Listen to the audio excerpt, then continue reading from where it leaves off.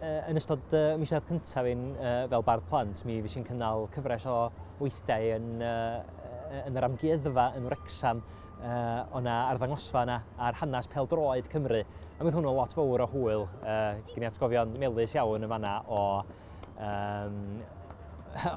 sgwennu chantiau pêl-droed efo'r plant ac yn sbio ar y creiriau, gaethon ni lot fawr o hwyl. Dwi'n cofio pan o'n i newydd ddechrau ysgol uwchradd, mi oedden nhw newydd gychwyn y cynllun bardd plant a Myrddin ap Dafydd oedd bardd plant cynta. A dwi'n cofio gweld poster efo cerdd o eiddo fyny ar wal yn y dosbarth Cymraeg. A dwi'n cofio darllen y cerdd yma pan o'n i siŵr o fod yn gwneud gwaith. Ac ie, dwi'n siŵr oedd hwnna wedi plannu rhyw hedyn ar y pryd. Pwy wyr ella ymhen 20 mlynedd